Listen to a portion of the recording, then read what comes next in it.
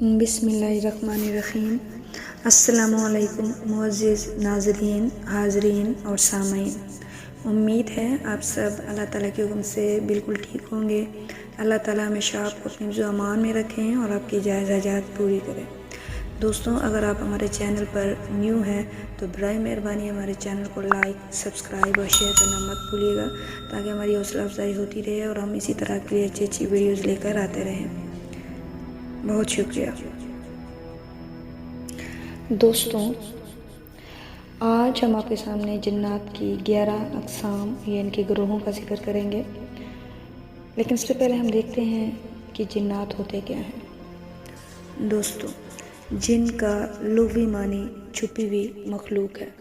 اسلامی عقیدے کے مطابق ایسی نظر نہ آنے والی مخلوق جس کی تخلیق آگ سے ہوئی ہو، جبکہ انسان اور ملائکہ مٹی اور نور سے بنائے گئے ہیں۔ جنوں کے متعلق یہ خیال کیا جاتا ہے کہ وہ مختلف قسم کے روپ بدلنے کی صلاحیت رکھتے ہیں۔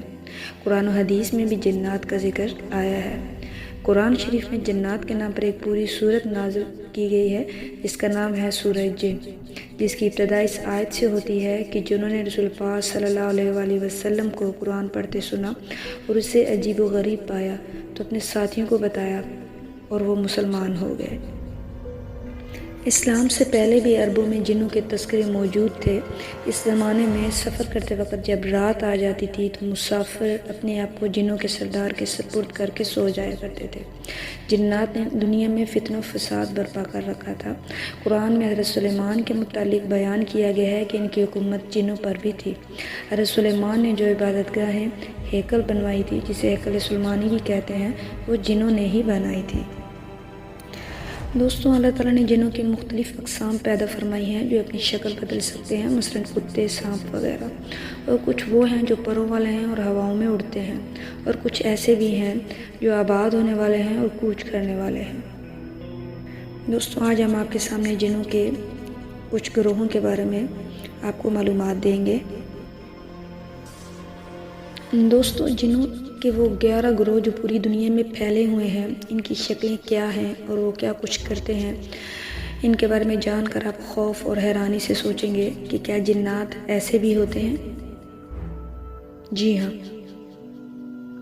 اس بات پر بحث ازل سے جاری ہے اور لوگ اس کھوج میں رہتے ہیں کہ جنات کیسے ہوتے ہیں، وہ کیا کچھ کر سکتے ہیں، ان کی شکلیں جانوروں جیسی ہوتی ہیں یا انسانوں جیسی، اور اس کے بارے میں مختلف کتابیں بھی لکھی گئی ہیں۔ دوستوں، جنات کا پہلا گروہ ایک ایسا گروہ ہے جسے ارواح خبیثہ کہتے ہیں۔ ارواح خبیثہ کی یہ قسم کسی گھر یا مکان کے اندر سکونت اختیار کر لیتی ہے اور اس گھر کے باسیوں کو خواب اور بیداری میں ڈراتی اور دکھ اور تکلیف پہنچاتی ہے۔ دنیا کے ہر شہر میں کوئی نہ کوئی ایسا گھر اور مکان ضرور ہوتا ہے جہاں یہ آمر جن رہائش رکھتے ہیں۔ ایسے مکان اور گھر کو عام طور پر بہرا یا آسیب زدہ کہا جاتا ہے، اور ایسے مکانات اور گھروں میں اس گروہ کے جنات مختلف حرکتیں کرتے نظر آتے ہیں۔ دوسروں، جنات کا جو دوسرا گروہ ہے دوستوں، یہ وہی گروہ ہے جس میں ایسے جنات شیاطین شامل ہوتے ہیں جو انسانوں پر مسلط ہو جایا کرتے ہیں، جس سے ان کی صحت خراب ہو جاتی ہے اور سخت لا علاج امراض مبتلا ہو جاتے ہیں جو حکمہ اور ڈاکٹروں کی دواؤں سے ہرگز علاج پذیر نہیں ہوتے۔ بعض دفعہ اسی گروہ کے جنات انسان کے جسم کے کسی خاص حصہ کو متاثر کرتے ہیں تو وہ حصہ شل، مفلوج اور بیکار ہو جاتا ہے یا اس پر کوئی زخم نمودار ہو جاتا ہے۔ جو لوگ اس قسم کے شیطانی اور جنونی آسیب کا انکار کرتے ہیں، گویا وہ حقائق قرآن کا انکار کرتے ہیں، کیونکہ اللہ تعالیٰ قرآن مجید میں حضرت ایوب علیہ السلام کی زبانی فرماتے ہیں، یعنی شیطان نے مجھے چو کر اپنے آسیب سے دکھ اور عذاب میں مبتلا کر دیا۔ بعض اوقات ایسی ارواح خبیثہ جب انسانوں پر مسلط ہوتی ہیں یا سفلی جادوگر اپنے عمل یا جادو کے ذریعے مسلط کر دیتے ہیں تو یہ انسانوں کو طرح طرح کی تکلیف میں مبتلا کرتی ہیں۔ اس گروہ کے جنات کو تسخیر کیا جا سکتا ہے۔ ہندوستان، چین اور تبت کے علاقوں میں لوگ اس قسم کے سفلی عاملین سے بکثرت رجوع کرتے ہیں۔ جنات کے تیسرے گروہ میں شامل جنات ارواح خبیثہ اکثر قبرستانوں میں اور ان کے گرد و نواح میں اپنا بسیرا کرتے ہیں۔ یہ جنات زندگی میں انسانوں کے ہمراہ رہنے والے طبعی اور ہمزاد ہوتے ہیں، جو موت کے بعد وجود عنصری سے جدا ہو کر کچھ عرصہ متوفی لوگوں کی قبروں پر منڈلاتے رہتے ہیں۔ ہندی لوگوں میں یہ عقیدہ عام طور پایا جاتا ہے کہ مرنے کے بعد اس کی روح بھوت بن کر مردہ کے خواہش و اقارب پر بعض دفعہ مسلط ہو جاتی ہے۔ اس لیے یہ لوگ جب کبھی اپنے مردے جلانے کے لیے مرگھٹ پر جاتے ہیں تو اپنا لباس اور حلیہ تبدیل کر کے اس طرح مبالغہ کرتے ہیں کہ اپنے مردہ کے بعد سر، داڑھی اور مونچھوں تک منڈوا لیتے ہیں تاکہ موت کے بعد ان کی متوفی کی روح بھوت بن کر انہیں پہچان نہ سکے۔ دوستوں، جنات کا تیسرا گروہ جو شیاطین اور جنوں کا گروہ ہے، یہ گروہ بوچڑ خانوں اور مریحہ گاہوں کے آس پاس منڈلاتا رہتا ہے اور جانوروں کے خون اور ہڈیوں وغیرہ سے اپنی غذا حاصل کرتا ہے۔ حدیث شریف میں آیا ہے کہ رسول پاک صلی اللہ علیہ وسلم نے گوبر، ہڈی، کوئلے سے استنجا کرنے سے اپنے صحابہ کو منع فرمایا تھا اور فرمایا کہ یہ چیزیں جنات کی خوراک ہیں، اگر ان سے استنجا کیا جائے تو پھر وہ جنات کی خوراک کے قابل نہیں رہتی۔ دراصل بات یہ ہے کہ جنات ہڈی، گوبر اور کوئلے کو کھا نہیں سکتے، بلکہ ان میں سے فاسفورس اور کاربن کی قسم کی خارج ہونے والی گیسوں میں ان کی خوراک موجود ہوتی ہے۔ اس لیے بوچڑ خانوں اور مدیحہ گاہوں کے پاس اس قسم کی جنات اپنی مخصوص خوراک حاصل کرنے کے لیے آتے ہیں اور بعض اوقات انسانوں کو تنگ کرتے ہیں۔ دوستو، جنات کا پانچواں گروہ پرندوں کی طرح ہوا میں چکر لگاتا ہے۔ اسی گروہ کے جنات حضرت سلیمان علیہ السلام کے تخت کو اٹھائے رہتے تھے۔ اس قسم کی جنات کو اگر تسخیر کر لیا جائے تو یہ اپنے عامل کو مختلف ممالک کی سیر کراتے ہیں۔ اس گروہ کی جنات کا عامل ہوا میں اڑ سکتا ہے۔ تبت کے علاقوں میں اس قسم کے عامل پائے جاتے ہیں۔ جنات کا چھٹا گروہ دوستو جنات و شیاطین کی ایک ایسی قسم ہے جو اصل ناری قسم ہوتی ہے۔ اس گروہ کے جن شیاطین کسی شخص پر مسلط ہو جائیں تو مریض انگارے کھاتا اور شعلے نگلتا ہے۔ ان جنات کے عالم آگ میں گھس جاتے ہیں اور آگ سے کھیلتے ہیں اور صحیح سلامت نکل بھی آتے ہیں۔ اس گروہ کے جنات اور شیاطین جب انسان کے کان یا انگلی کو چھوتے ہیں تو وہ جل اٹھتی ہے۔ یہ جن اگر کسی مرد یا عورت پر مسلط ہو جائیں تو اسے سخت دردناک عذاب میں مبتلا کر دیتے ہیں۔ جنات کے ساتویں گروہ میں ایسے شیاطین اور جنات شامل ہوتے ہیں جو اکثر جنگلوں، باغوں، کھیتوں، درختوں اور جھاڑیوں پر بسیرا کرتے ہیں۔ اس گروہ کے جنوں بھوت مختلف شکلوں اور صورتوں میں دکھائی دیتے ہیں۔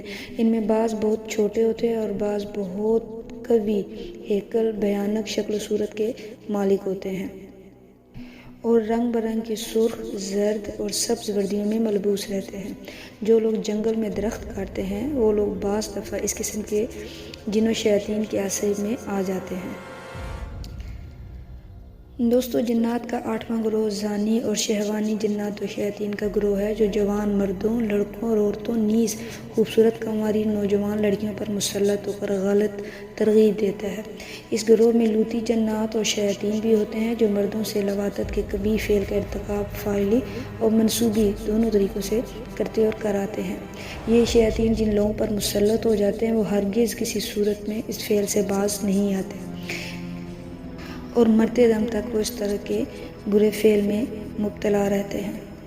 اس گروہ کے جنات و شیاطین کے عامل بھی اکثر زانی ہوتے ہیں۔ اللہ تعالیٰ اس گروہ کے جنات و شیاطین سے ہر ایک کو محفوظ رکھے۔ جنات کے 9ویں گروہ میں ایسے جنات و شیاطین شامل ہیں جو انسانوں پر مسلط ہو کر انہیں بیمار کر دیتے ہیں اور انسانوں کا خون چوستے ہیں۔ یہی ظلم حیوانات پر بھی مسلط ہو جایا کرتے ہیں۔ اکثر دودھ دینے والی گائیں، بھینسیں اور بکریاں اور بھیڑوں پر ان کا تسلط ہوتا ہے۔ اس قسم کے جن شیاطین کے عامل بھی اکثر لوگوں کے مال مویشی پر انہیں مسلط کر دیتے ہیں اور جانوروں کے بچے مرنے شروع ہو جاتے ہیں۔ جانوروں کے دودھ اور مکھن میں کمی بیشی میں ان جن اور شیاطین کا بہت بڑا اثر ہوتا ہے۔ 10واں گروہ جنات اور شیاطین کا دوستوں ایسا گروہ ہے جو بتوں اور مورتیوں میں گھس کر لوگوں میں بت پرستی کے مشرکانہ رسم و رواج کا موجب بنتے ہیں۔ اس قسم کے جن شیاطین طرح طرح کے مکروہ فریب سے اپنے پجاریوں کو اپنی پرستش میں پھنسائے رکھتے ہیں۔ جب کبھی ان کے پجاری ان کو چوکی بھرنے یا سلام اور سجدے کے روزانہ فرائض ادا کرنے میں کوتاہی کرتے ہیں تو یہ جن شیاطین ان پر ان کے گھر والوں پر مسلط ہو کر انہیں ستاتے ہیں اور دکھ پہنچاتے ہیں۔ بعض چڑھاوے طلب کرتے ہیں اور قربانیاں مانگتے ہیں۔